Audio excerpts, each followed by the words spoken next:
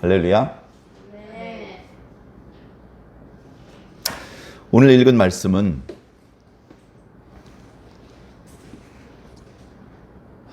가까운 가족들과 함께 읽기 민망한 표현들로 가득합니다. 바라기는 이런 말씀이 기록될 필요도 없었으면 좋겠고, 이런 말씀을 자주 읽지 않았으면 좋겠고, 이런 말씀을 자주 인용하면서 힘주어 강조할 필요가 없었으면 좋겠습니다. 그러나 안타깝게도 지금 현재 우리가 살고 있는 지금의 상황은 이 말씀을 자주 인용하지 않을 수 없는, 우리가 우리 스스로를 더럽히게 만들기 좋아진 그런 환경이라는 것이 안타깝습니다.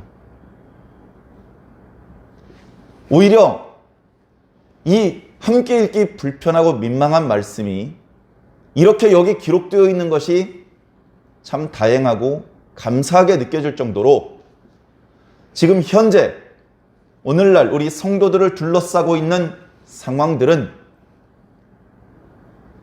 매우 좋지 않습니다.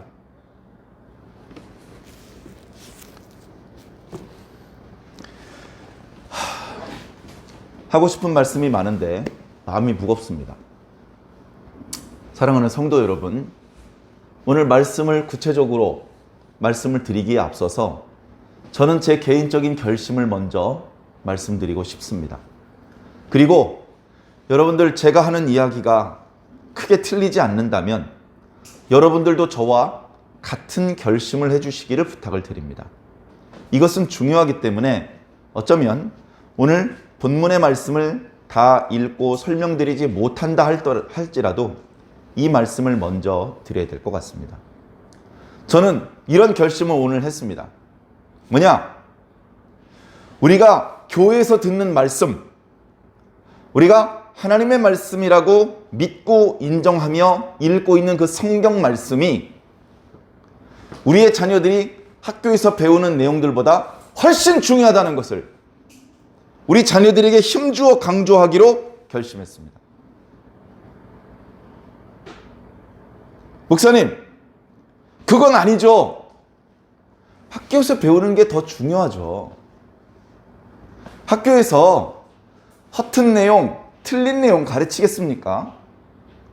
공부 많이 한 사람들이 다 따져봐서 올바른 내용을 아이들한테 가르쳐 주고 있으니 믿을만 합니다.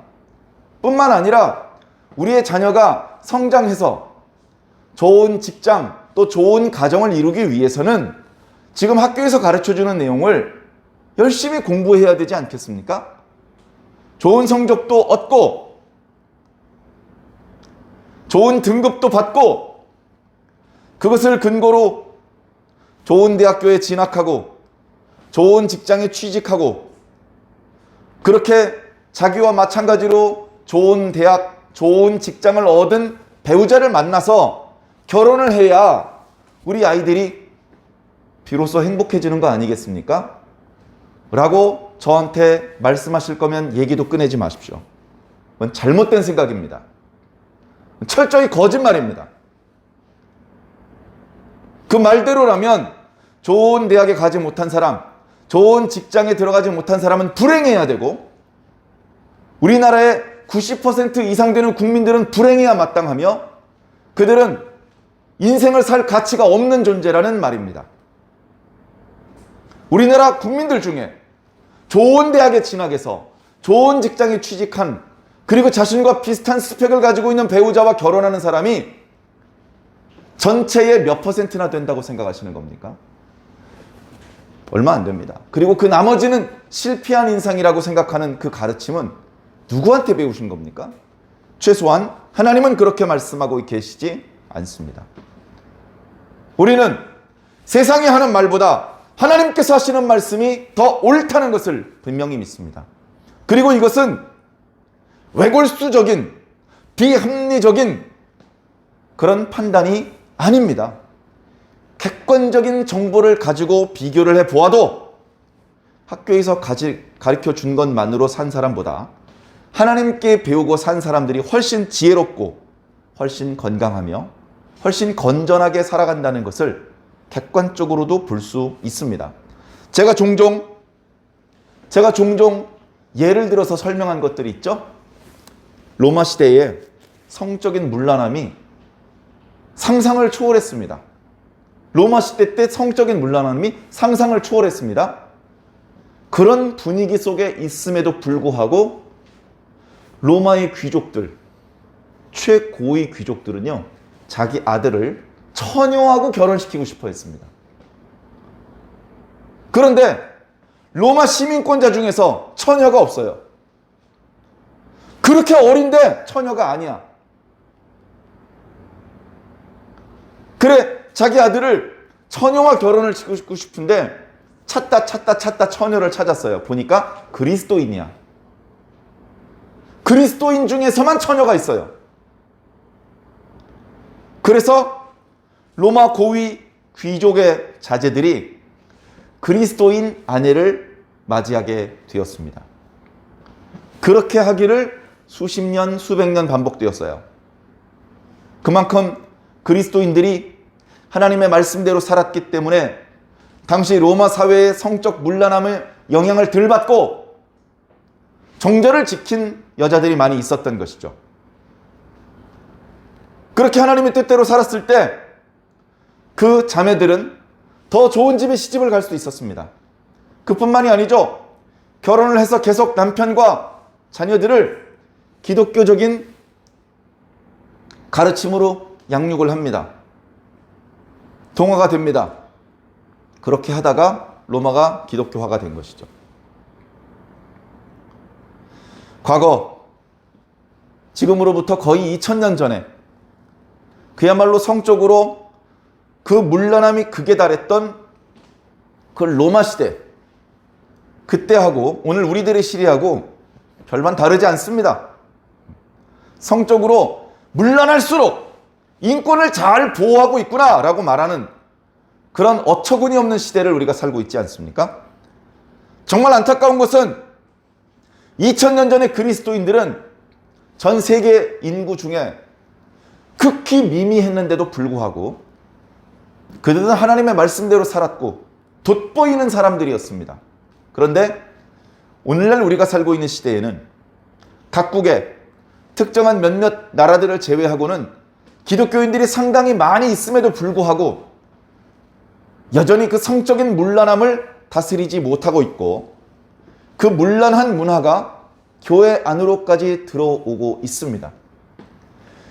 교회 안으로 그 문란한 문화가 들어오고 있다는 말씀을 다르게 표현하면 교인들이 교회에서 선포되는 말씀과 기록된 성경 말씀보다 학교에서, 직장에서 가르쳐주는 것을 더 우선으로 생각하고 있다는 것입니다. 그렇게 생각하지 않는다면, 말씀이 여전히 최우선순위라면 교회 안에 그런 게 들어올 수 없겠죠. 이게 더 우선인데? 근데 이게 우선순위가 떨어지다 보니까 교회 안으로 막 들어오는 겁니다. 그래, 목사가 되려는 사람이 보니까 동성간 성행위자예요.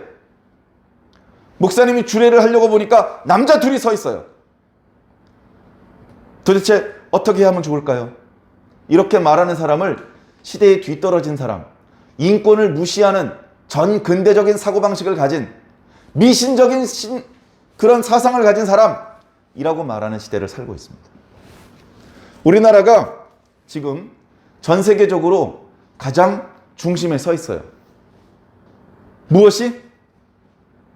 동성간 성행위와 동성간 결혼을 통한 가족을 구성하는 것을 제도화시키는 상황에 서 있습니다. 이미 그런 법들이 통과된 나라들이 있어요. 물론 통과되지 않은 나라들도 많이 있어요. 우리나라는 그것을 통과시키기 위해서 논쟁이 뜨겁게 벌어지고 있는 상황입니다. 이 위기를 잘 넘기면 한 번은 고비를 넘어가는 것이 되겠죠. 물론 이번을 혹시 넘긴다 하더라도 다음번 위기가 반드시 찾아올 것입니다. 우리는 계속 깨어 있어야 되고 우리는 계속 거짓을 물리쳐낼 수 있어야 됩니다. 어둠을 물리칠 수 있는 방법은 빛밖에 없으며 거짓을 물리칠 수 있는 방법은 진리밖에 없습니다. 거짓이 가장 싫어하는 것이 진리입니다. 진실을 말하는 것을 가장 싫어합니다. 진실을 말하면 거짓은 서 있을 수가 없어요. 도망가야 돼요. 그러니까 거짓은 제도라는 방법을 통해서 진실을 말하지 못하게 합니다. 너 진실을 말하지 마. 내가 기분 나빠. 그것은 차별이고 혐오의 표현이야. 라고 말하면서 진실을 말하지 못하게 만듭니다. 작년 여름 우리나라에서 유행하던 코로나가 대구 지역에서 많이 창궐을 했었죠. 그것이 상당히 가라앉았습니다. 심지어 한 이틀 동안 확진자가 한 명도 나오지 않는 적도 있었습니다.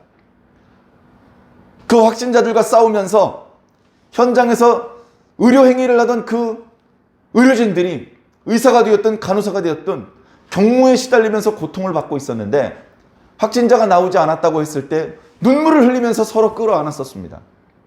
그런데 어처구니 없게도 여름에 서울 이태원에 동성간 성행위자들이 주로 모인다고 하는 나이트클럽에서 코로나19가 대거 확진됐습니다.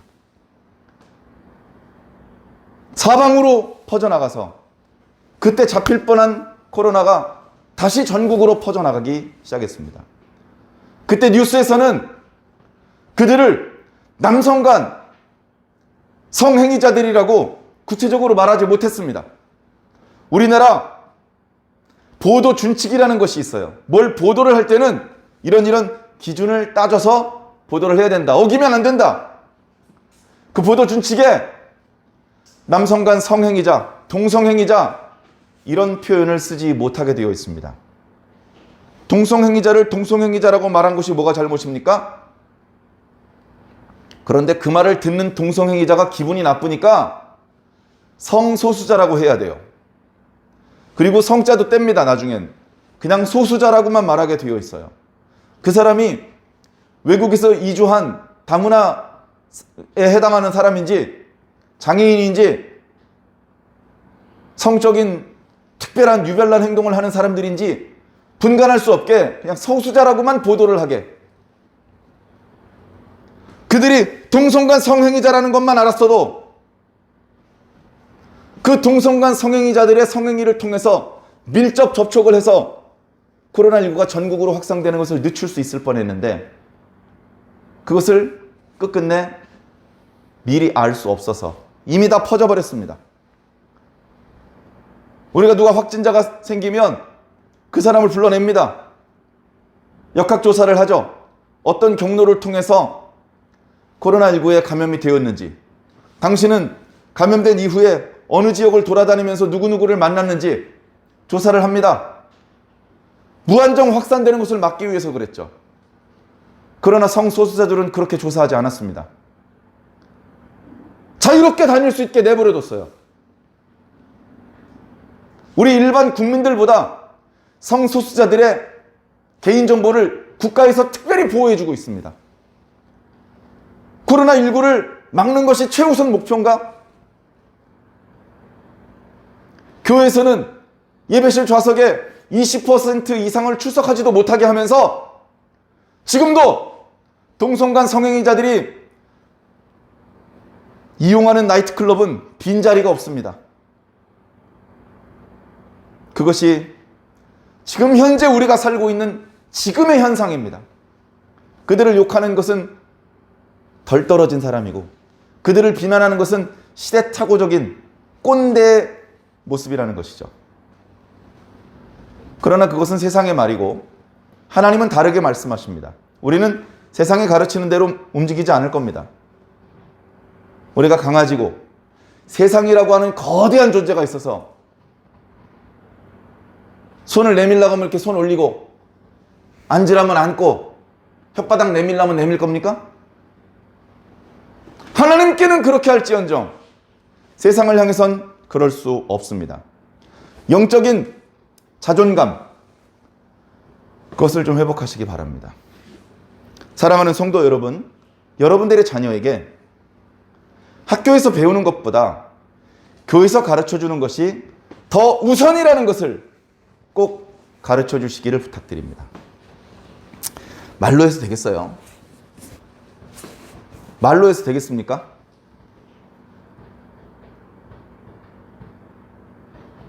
하나님의 말씀이 세상의 가르침보다 더 옳고 더 우선한다는 것을, 유일한 진리라는 것을 말로 한다고 되겠냐고요. 말로 한다고 우리 자녀들이 그대로 배우겠냐고요. 우리 어른들이 하나님의 말씀을 최우선으로 여기는 삶의 모습을 우리 자녀들한테 보여줘야 됩니다.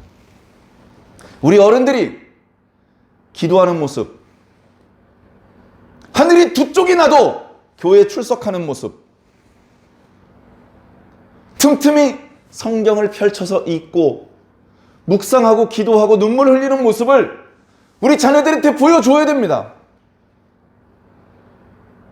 우리 부모들이 기도하지 않는 모습을 보여주고, 우리 부모들이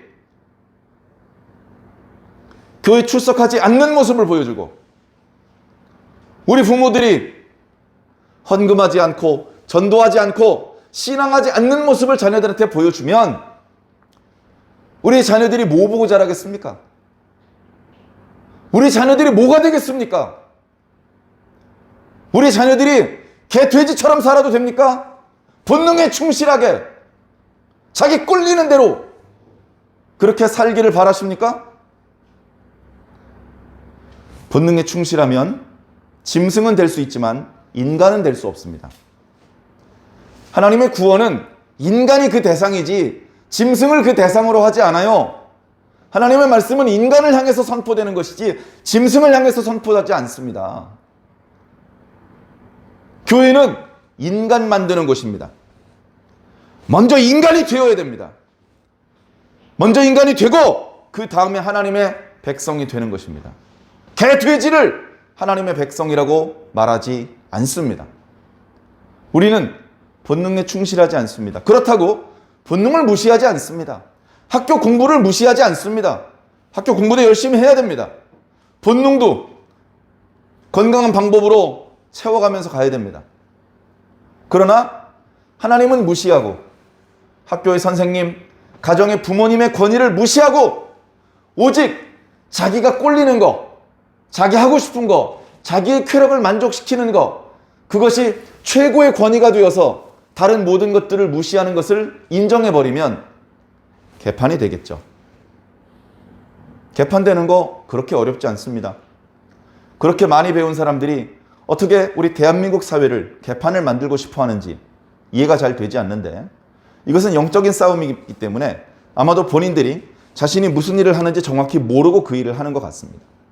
그것이 어떤 것인지 아는 우리들이 기도해야 되고, 우리들이 필요하면 그냥 골방에서 기도하는 것으로 그치지 않고 건강한 방법으로 의사를 표현해서 막을 수 있는 건 막는 것이 하나님께서 원하시는 뜻이라고 확신합니다. 오늘 말씀에 보면 하나님께서 일상생활에서 하나님의 백성이 종교의식뿐 아니고 일상생활에서도 하나님의 백성다운 모습을 보여야 한다라는 것을 말씀해주고 있습니다. 레위기 말씀은 1장부터 27장까지 있는데요. 1장부터 17장까지는 종교의식에 대한 규례들이 대부분이었습니다. 번제는 이렇게 드리고, 화목제는 이렇게 드리고, 범죄했을 때는 이렇게 해야 되고, 부정했을 때는 이렇게 해야 된다. 그런데 18장 오늘 읽은 말씀부터 끝나는 부분까지는 종교의식보다는 우리들의 일상생활을 어떻게 살 것이냐, 종교의식은 하나님의 백성답게 경건하게 드리고 일상생활은 개판치고 이방인처럼 살아도 돼, 그러냐 이거죠 정말. 그래서 오늘 말씀 앞부분은 단순히 오늘 읽은 18장 말씀의 서론에 해당되는 말씀이 아니고 18장부터 레위기 끝장까지의 모든 말씀, 특별히 하나님의 백성의 일상생활에 대한 규례의 말씀들의 서론에 해당되는 말씀입니다. 엄청나게 중요한 말씀이죠. 일상생활이 그것만 있는 것은 아니지만 특별히 오늘 말씀에 보면 성생활, 하나님께서 사람에게 생육하고 번성하라고 말씀하셨죠? 말로만 그렇게 하신 것이 아니고 생존 본능을 주셨어요. 식욕도 주셨고 성욕도 주셨습니다. 하나님께서 주셨으니까 마음대로 누려야지. 그건 거짓말이고 마귀가 하는 말입니다. 하나님께서 정해놓으신 만큼만 누려야 됩니다. 왜냐하면 우리는 짐승이 아니기 때문에 그렇죠. 닭은요 혼자서 암탉을 20마리도 거느린대요. 사람은 그러면 안 됩니다. 너 닭 되고 싶니? 개는 저 옆에 있는 암캐하고도 붙어서 새끼를 낳고 그 사이에서 떼어난 자기 딸뻘 되는 개하고 붙어서 또 새끼를 낳고 그래서 누가 아빠 개인지 딸 개인지 몰라요. 그래서 그렇게 뒤죽박죽 된 걸 우리는 속된 말로 개족보라고 말합니다. 개족보. 저 여자가 네 아내야? 네 엄마야? 얘가 네 딸이야? 손녀야? 이게 무슨 개소리입니까? 사람은 그렇게 살면 안 됩니다. 사람은 사람답게 살아야죠. 지금 우리나라에서 만들어지려는 법안들을 보면 인간은 인간이 아니고 짐승이다 라고 말하고 있는 것 같아요. 마음껏 짐승답게 살아야 된다. 왜 그걸 금지시키느냐? 일상생활을 잘 살아야 됩니다. 일상생활은 엉터리로 살고 주일날 교회 와서 예배만 양복 입고 넥타이 매고 그렇게 경건한 척 예배를 드리면 천국에 보장되어 있다고 누가 말합니까? 그런 거짓말에 속지 마십시오. 우리는 우리가 듣고 싶은 말을 믿으면 안 됩니다. 내가 듣고 싶은 말을 자꾸 들으면 안 됩니다. 내가 듣기 싫은 말이라도 하나님께서 하신 말씀을 들어야 됩니다. 그래야 삽니다. 오늘 말씀에 보면 우리들의 일상생활을 어떻게 해야 되느냐? 우리들의 일상생활. 자, 이스라엘 백성들이 본래 애굽 땅에 있었죠. 애굽의 풍속. 400년 동안 이스라엘 사람들의 생활에 물이 들어있을 겁니다. 애굽의 풍속 따르지 마라.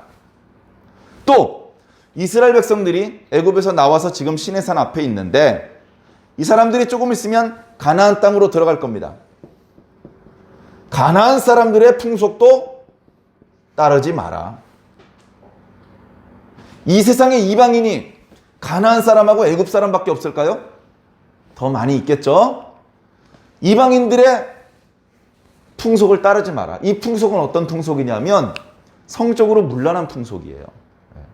성적인 문란함하고 종교적인 우상 숭배하고 구별하기 어렵습니다.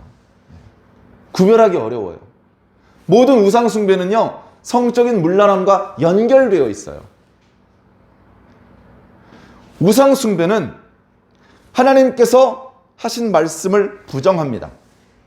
하나님께서 천지를 창조하셨던 것도 부정하고 하나님께서 천지를 창조하셨을 때 가지고 계신 원리들 전부 다 부정합니다. 그것이 부정되고 나니까 일상생활의 건강한 성문화도 쉽게 깨트릴 수 있는 것이죠. 야, 남자끼리 하면 왜 안 된다 그래? 성경이 안 된다 그랬는데 성경은 쓰레기에다 버려, 쓰레기통에.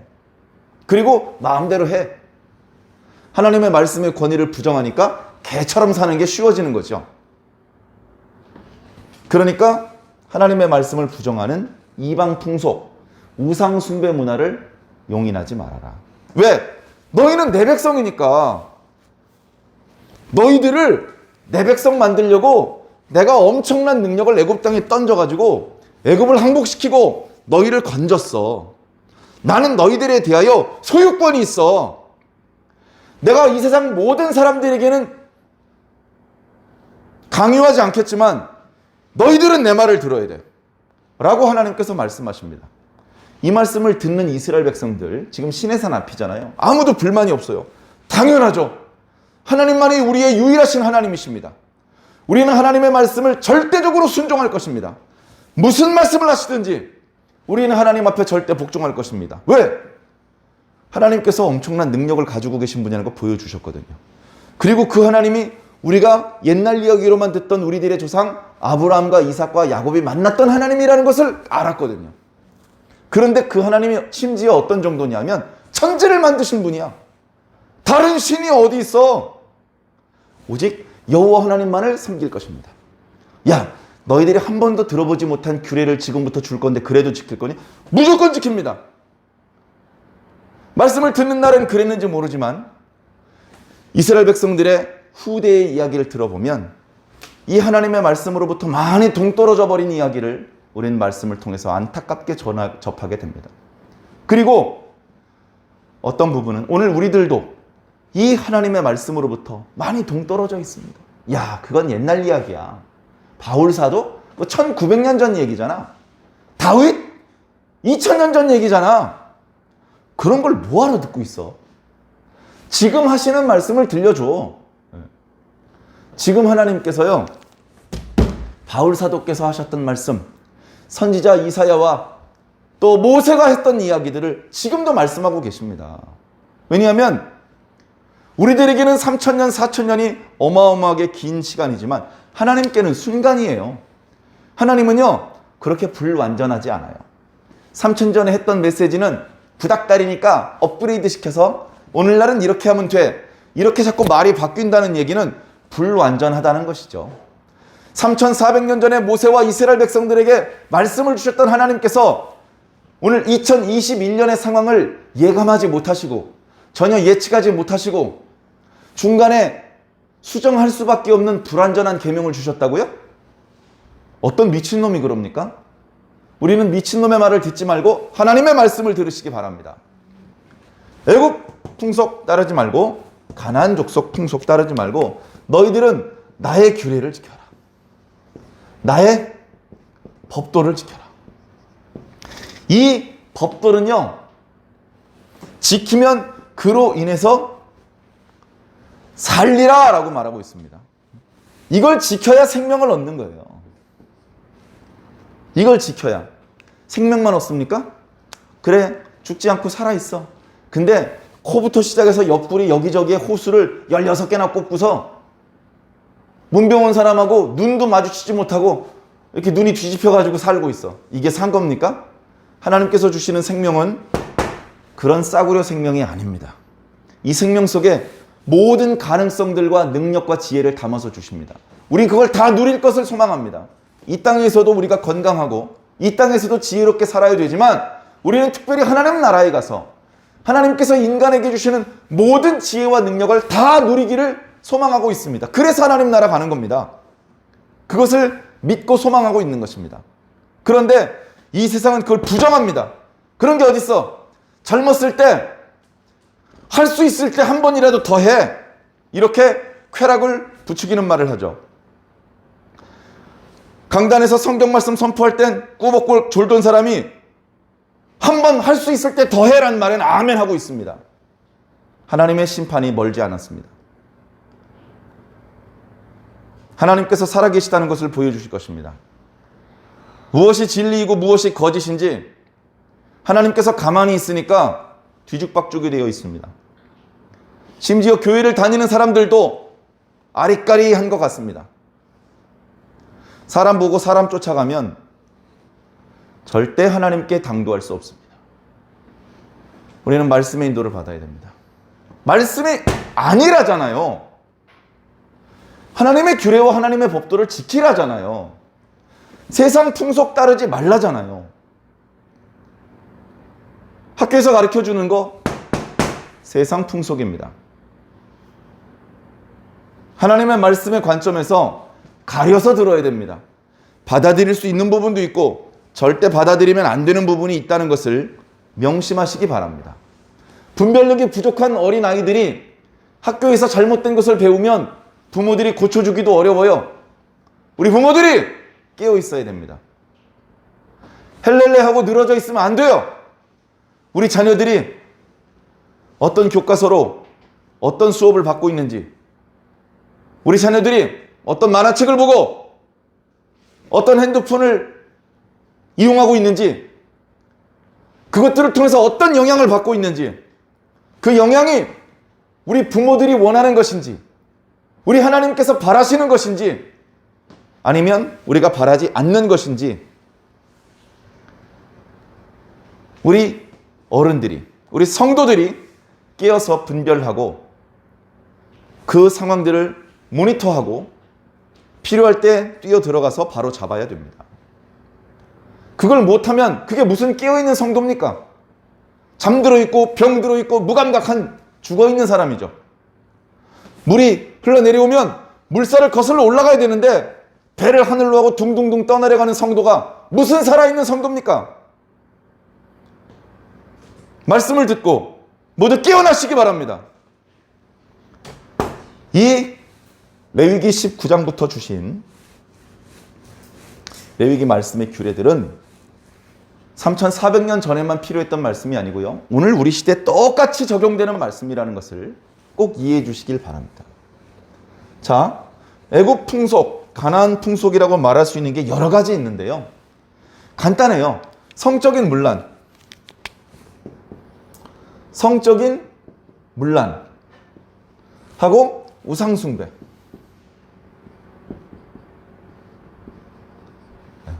이 두 개는 항상 같이 다닙니다. 우상숭배는 했는데 성적으로는 건전해. 그런 사람이 어디 있어요? 성적으로 문란한데 우상숭배는 안 했어. 그런 놈도 없습니다. 성적으로 문란한 사람은 이미 하나님을 버리고 우상숭배를 하고 있는 거예요. 자기가 어디다 대고 경배를 하는지도 모르고 있는 것일 뿐이지 이미 오늘날 쾌락주의는 하나의 종교입니다. 자, 이 성적인 문란함은요, 이 빨간색이 잘 안 보이죠? 자, 근친상간을 일단 하지 말라고 그랬습니다. 근친상간. 여러 가지 표현이 있어요. 그것도 읽기 민망해요. 그냥 줄여서 근친상간, 가까운 친족하고는 서로 가늠하지 말라는 얘기죠. 가까운 친족까지는. 먼 친족하고 결혼을 하라는 거예요. 먼 친족하고. 결혼의 틀을 벗어나서 자꾸 무질서하게 이 여자 이 남자하고 가늠하지 말라는 겁니다. 이거 하나님께서 원하시는 모습이 아니라는 거예요. 이 말씀을 하면요, 성적인 문란함을 부추기는 사람들이요 항의를 합니다. 아이고, 이 말도 안 되는 소리 하고 있네. 뭐가 말이 안 됩니까? 아브라함도 자기 친척이랑 결혼했어요. 이삭도 자기 친척이랑 결혼했어요. 야곱도 자기 친척이랑 결혼했어요. 먼 친척이었냐면 아니요, 가까운 친척이랑 결혼했어요. 살붙이 골육지친의 몸을 부끄럽게 하고 그 하체를 드러내지 말라면서요. 근데 이스라엘 민족의 조상들이었던 아브라함과 이삭과 야곱은 근친상간을 해놓고 왜 이제 와서 후대의 이스라엘 사람들에게는, 그리고 오늘 우리들에게는 근친상간을 하지 말라고 합니까? 다시 말해서 아브라함이 모범을 보였으니 우리 다 근친상간 합시다, 이런 겁니다. 자, 모두가 다 근친상간을 하면 뭐가 좋아집니까? 뭐가 좋아지는 거예요? 그건 말을 못해. 지금 당장 내 욕구가 충족이 되지. 그래서 뭐가 좋아지냐고. 그래서 여러분, 욕구 충족이 최고면요, 국가에서 국민들한테 마약을 지급해 줘야 됩니다. 마약을 지급해 줘야 돼요. 마약 해본 사람들한테 얘기 들어보니까, 제가 교도소에서 성행위를 통해서 얻는 쾌락은 비교가 안 된대요. 마약이 최고예요. 마약이 국민들을 가장 행복하게 하고 그 욕구를 충족시키는 게 최고의 우선순위라면 국가에서 모든 국민들에게 마약을 나눠줘야죠. 심지어 몇몇 SF 소설에서는 국가에서 국민들에게 마약을 지급하는 것을 전제로 하는 그런 내용도 있습니다. 그래, 국민들을 다 마약 나눠줘서 마약 중독자 만들어 놓으면 말 잘 듣겠네요. 예? 그래서 뭐가 좋아집니까? 예? 그 국민들 마약 중독자 만들어가지고 노예처럼 부리는 사람은 좋겠죠. 도대체 그것으로 국민 한 사람 한 사람을 정말 행복하게 만들 수 있습니까? 거짓말입니다. 예.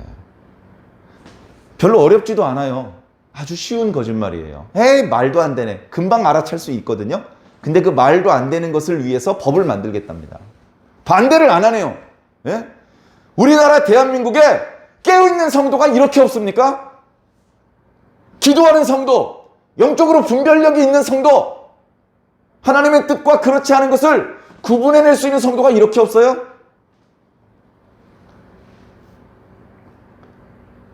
그래서 하나님 나라에 갈 수 있는 사람의 숫자는 매우 적은 것 같습니다. 저는 대세에 휩쓸리지 않고 오직 하나님의 말씀만을 따라갈 겁니다. 사랑하는 성도 여러분들도 제가 강요할 수 없잖아요. 저를 따라오지 않는다고 제가 욕할 수도 없잖아요. 여러분들 스스로 판단을 내리실 수밖에 없거든요. 옳은 판단을 내리시기를 부탁드립니다. 옛날처럼 더 힘주어서 강조할 수 없는 시대가 돼버렸어요. 제가 힘주어서 이렇게 해야 된다고 강조하고 이렇게 하지 못하는 성도들을 정죄하면 안 좋아하실 거잖아요. 그러니까 할 수 없습니다. 이제 어차피 신앙은 목사님 따라가는 게 아니고 하나님 따라가는 거기 때문에 각자 자기 하나님께 직접 말씀을 들으세요. 저를 통해서 선포되는 말씀 듣기 싫으면 여러분들이 직접 성경을 읽으시고 여러분들이 직접 하나님께 들으세요. 그것도 싫으면 할 수 없죠. 자, 근친상간을 금지시켰고요. 그 다음에 각종 변태를 금지시켰습니다. 변태. 남자가 여자가 원하지 않는데 손을 뻗어서 몸에 손대는 거, 우리 그럴 때 변태라고 그러죠. 근데 이거는요, 모양, 형태가 잘못되어 있는 걸 말하는 거예요.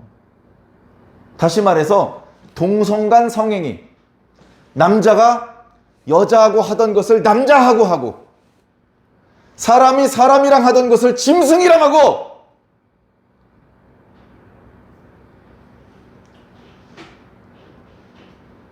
또 물건을 만들어서 물건이랑 하고, 그런 모양들이 현대적이진 않았지만 고대에 계속해서 있어 왔습니다. 제가 아까 사도 바울 시대에 로마의 성적 문란함이 상상을 초월했다고 말씀드렸죠. 로마 황제 100% 동성간 성행위자들입니다. 어떤 황제는 임신한 자기 아내의 배를 걷어차서 태와 아내를 죽였어요. 그리고 그 옆에 젊고 어린 남자를 강제로 추행을 했습니다. 그리고 신하들에게 시켜서 그 젊고 어린 남자를 강제로 거세시켰어요. 본인의 의사와 상관없이. 그리고서 계속 옆에 끼고 살았습니다. 그러면 그 황제는 쾌락을 추구하며 살았겠죠. 근데 그 여자는, 그리고 그 젊은 남자는 뭡니까? 그 여자의 인권, 그 젊은 남자의 인권은 어디 갔습니까? 오늘날 인권 말이 많죠? 학생 인권을 위한 조례들도 만들어지고 있습니다. 그 인권이 정말 학생을 위하는 인권이 돼야 되잖아요. 다시 말해서 모든 학생을 위한 인권이 돼야 되잖아요. 특정한 몇 사람 학생들의 인권을 지켜주고 더 많은 대부분의 학생들의 인권을 희생할 강요하는 인권이라면 잘못된 거 아닙니까? 그것도 그 정도 분별이 안 돼요? 정신 차려야 됩니다. 그러면서 우상숭배 이야기가 하나 나와요. 우상숭배. 자, 사람이요, 제정신이 아니야. 미쳤어. 그래서 하나님이 신이라는 것을 인정을 안 해. 그리고 몰렉이라고 하는 가나안 사람들이 믿는 신을 신이라고 그렇게 믿게 됐어요. 왜 그렇게 됐다고요? 미쳤으니까. 제정신이 아니니까. 그래가지고 어떻게 미쳤냐면 자기 아들을 이 몰렉의 제물로 바치기 위해서 죽여요. 자기 아들을 죽인다고. 자기 아들을 몰렉에게 바쳐서 죽여야 되는데 자기 아들이 더러운 채로 몰렉한테 바치면 몰렉이 싫어해. 어떻게 되냐면 자기 아들을 깨끗한 상태로 만들어서 깨끗한 아들을 죽여야 몰렉이 좋아해요. 자기 아들을 몰렉에게 바치기 전에 깨끗하게 만들어야 돼. 그래서 불을 지나가게 해요. 불을 피워놓고요. 그 사이를 자기 아들이 걸어가게 만들어요. 그래 아빠가 뒤에서 밀면 거기 걸어가고 싶을까 아들이? 가기 싫을 거예요. 그리고 믿었던 자기 아빠가 자꾸 등을 떠밀어 죽으라고. 그 순간 그 아들은 자기 아버지에 대한 신뢰, 자기 아버지에 대한 애정 다 무너집니다. 어느 정도냐면 정신이 분열되기에 이릅니다. 그래 주변에서 모여든 모든 사람들이 눈알이 뒤집혀져가지고 막 소리를 지르니까 어느 순간 그 불 앞에 서 있는 아들도 정신을 잃습니다. 에라 모르겠다 하면서 불 위로 뛰어 들어가면 아 드디어 몰래 계신이 저 어린 소년의 마음속에 들어가서 감동이 되어서 스스로 불 속으로 뛰어드는구나. 막 더 환호를 합니다. 그래서 이미 그 불을 지나갔는데 거의 죽은 상태예요. 그 상태에서 심장에 칼을 꽂아서 피를 터뜨립니다. 그러면 사람들이 와우 좋아합니다. 왜 좋아하죠? 미쳤으니까. 그게 좋아할 일입니까? 사람이 사람을 죽였는데 그건 막아야 될 일이고 그런 행동을 하는 사람들이 처벌해야 될 일이죠. 환호하고 잘한다 잘한다 내 아들도 죽여주시오. 이게 제정신입니까? 형태를 달리해서 오늘날도 비슷한 일이 벌어지고 있단 말이에요. 형태를 달리해서 명칭을 달리해서. 그래 성적인 문란함과 우상숭배 그것이 바로 애굽 사람의 풍속이고 가나안 사람의 풍속이고 오늘 우리 성도들이 살고 있는 오늘날 우리의 풍속이에요. 그걸 따라가면 안 됩니다. 분별을 해야죠. 따라가도 되는지 안 되는지 받아들여도 되는지 안 되는지 정말 그들의 말이 옳은지 그들이 그것을 주장하는 근거는 무엇인지 그들의 말이 옳다는 증거 자료들이 있는 것인지 따져봐야 되잖아요. 잘 모르면 아는 사람한테 물어봐야 되잖아요. 다 알아보고 판단을 내려야 되지 않겠습니까? 아 몰라 학교에서 시키는 대로 하면 돼. 그동안은 그렇게 해도 큰 문제 없었어. 그렇게 아니란 생각을 하고 계시면 안 됩니다.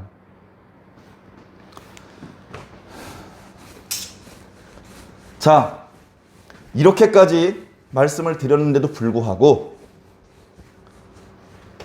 정신을 차리지 않으시고 잘못된 세속의 문화에 물들어서 사시길 원하신다면 그 결과에 대한 말씀을 한번 살펴보시기 바랍니다.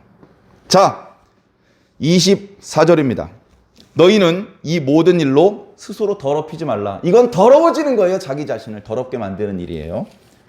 내가 너희들 앞에서 쫓아내는 족속들, 너희들이 가나안 땅에 들어가 살 텐데 지금 거기 누가 살고 있거든? 너희들이 들어갈 때 그 사람들 다 쫓아낼 거야. 왜? 그들이 바로 이런 가나안 풍속, 성적인 문란함과 우상 숭배 때문에 더러워진 민족들이고 그 땅도 더러워졌어. 그래서 나는 그 더러운 사람들을 다 쫓아내고 너희 깨끗한 이스라엘 민족들이 그 땅을 차지하게 만들 거야. 그렇게 하려고 하는데 만약에 너희들이 이러한 가증한 일을 행한다면 자 28절 너희도 더럽히면 그 땅이 너희 있기 전 주민을 토해내는 것 같이 너희들도 토해낼 것이다. 29절 이 가증한 모든 일을 행하는 자는 백성 중에서 끊어질 것이다. 끊어지면 하나님의 언약이 그 사람에겐 이루어지지 않습니다. 하나님께 도움을 청해도 하나님께서 더 이상 그 사람의 기도는 듣지 않습니다. 하나님의 공급도 끊어지고 모든 하나님께로부터 올 수 있는 좋은 것들이 다 끊어지는 것이죠. 그걸 다 끊고도 저 가증한 이방 풍속이 좋으면 인간답게 살지 않고 짐승으로 사는 것이 좋으면 가라. 그렇게 가고 싶지 않으면 말씀을 들으십시오. 말씀을. 학교에서 가르쳐주는 것이 우선이 아니고 성경 말씀이 교회 강단에서 선포되는 말씀이 그것이 더 우선입니다. 교회에서 선포되는 말씀이 우선이라고 해서 학교에서 가르치는 것을 전부 다 무시하는 것이 아니라는 말씀을 분명히 드렸습니다. 취직도 하지 말고 대학도 가지 말라고 저는 말한 적이 없습니다. 열심히 공부해서 좋은 대학교, 좋은 직장 들어가야죠. 그럼에도 불구하고 학교에서 배우는 것은 수단일 뿐이지 우리가 생명으로 받아들일 수 있는 것이 아닙니다. 학교에서 가르쳐준 대로 살면 좋은 결과가 있습니까? 학교에서 가르쳐준 대로 살았는데 이게 행복하질 않아. 예? 우리나라 트랜스젠더 1호가 하리수입니까? 아니죠. 여러분들 이름도 잘 모를 겁니다. 아무도 모르는데 1960년대, 70년대 이미 트랜스젠더가 있었습니다. 그 사람이 행복했습니까? 그 사람이 얘기했습니다. 절대 나처럼 되지 말라고. 다 거짓말이라고. 속지 말라고. 그렇게 외쳤습니다. 결코 행복하지 않습니다. 비참하고 외롭고 쓸쓸하고 불행했습니다. 가난했습니다. 학교에서 가르쳐준 대로 살았더니 행복하질 않아. 누가 책임져 줍니까? 마귀가 책임져 줍니까? 아니잖아요. 그러나 하나님의 말씀을 따르면 그로 말미암아 살리라 라는 약속이 주어져 있고 이것과 관련되어서는 하나님의 책임이 있습니다. 하나님의 책임. 어떤 분들은 이렇게 질문하는 분이 있습니다. 베드로가 하나님 뜻대로 살았죠? 네, 맞습니다. 근데 왜 베드로는 그렇게 비참하게 죽었어요? 베드로는 복을 못 받은 것 같아요. 베드로는 한 번도 행복한 시절이 없고 늘 배고프고 가난하고 얻어맞고 도망다니다가 마지막 순간까지 비참하게 죽었잖아요. 그 예수 믿어서 다 그렇게 비참하게 죽어야 되는 겁니까? 이렇게 질문하는 분이 있어요. 그냥 믿기 싫으면 그냥 조용히 교회를 떠나세요. 제가 그분에겐 대답을 하지 않았지만 오늘 말씀을 듣는 성도들에게는 이렇게 대답을 하겠습니다. 하나님께서는 우리가 하나님께 보여드린 선행, 세상 풍속을 따르지 않고 오직 하나님의 규례와 법도를 따른 것에 대해서 반드시 보상을 해주십니다. 물론 그 보상이 우리가 육체가 살아있는 동안에 다 오지 않을 수 있습니다. 우리가 살아있는 동안에 그 보상을 무조건 받아야 된다? 그러면 다른 종교를 찾으셔야 될 겁니다. 우리가 살아있는 동안에 우리가 하나님께 바친 사랑과 헌신에 대한 보상을 다 받을 수 있고 살아있는 동안에 하나도 못 받을 수도 있어요. 그러나 우리들의 삶은 육체가 살아있는 동안이 다가 아닙니다. 육체는 흙으로 돌아가지만 우리의 영혼은 여전히 살아서 하나님 앞에 서 있습니다. 그 상태에서 하나님께 보상을 받을 수도 있습니다. 그게 뭡니까? 육체가 있는 동안에 보상을 해주셔야 의미가 있지. 죽은 다음에 받는 게 그 무슨 소용입니까? 그러나 그 어떤 신앙의 선배도 사후에 하나님께 받는 신앙의 보상에 대해서 이의를 제기하지 않았습니다. 오히려 이렇게 말씀하셨죠. 제가 이렇게 큰 보상을 받아도 되는 건가요? 감사합니다. 하나님은 반드시 보상을 해주십니다. 두려워하지 마시고 하나님을 믿으시기를 부탁을 드립니다. 이제 이 싸움은 객관적으로 증거 자료를 제시하기 어려운 싸움이 되었습니다. 쾌락주의로 가자고 주창하는 사람들의 주장이 하나의 종교가 되었기 때문에 그렇습니다. 우리는 그것이 종교인지 못 느끼고 있습니다. 그러나 어느 순간 결정을 내려야 될 것입니다. 그 쾌락주의와 여호와 신앙을 동시에 가지고 살 수는 없습니다. 어느 때까지 머뭇하겠느냐? 쾌락주의를 선택하든지 옛날 이스라엘 백성들의 시대로 말하면 바알을 선택하든지 여호와를 선택하든지 선택을 하라. 여호수아는요 여호와 하나님을 선택하기로 했습니다. 엘리야는요, 자기 이름을 나의 하나님은 오직 여호와시다 라고 이름을 붙였습니다. 저도 그렇게 하고 싶습니다. 사랑하는 성도 여러분, 저와 여러분, 우리 완주중앙교회와 함께 하나님께 말씀으로 인도받고 있는 모든 성도님들은 세상의 거짓된 것에 흔들리지 않으시기 바랍니다. 무엇이 옳은지 옳지 않은지 정확하게 올바르게 분별해서 더 좋은 편을 선택하시기 바랍니다. 그래서 우리가 어렸을 때부터, 기독교를 잘 모를 때부터 약간 막연하게 소망하기 시작했던 그 천국에 꼭 참여하시길 바랍니다. 우리가 잘 모르던 천국 속에 어마어마한 하나님의 선물이, 좋은 것들이 함께 담겨서 우리들에게 제공된다는 것을 이해하시고, 멸망하고 썩고 문드러질 수밖에 없는 저 세상을 부러워하지 말고, 지금도 살아계셔서 당신의 백성을 부르고 계신 하나님께 응답할 수 있고 그 하나님을 향하여 나아갈 수 있는 저와 여러분들이 꼭 되길 살아계신 예수 그리스도의 이름으로 간절히 축원합니다.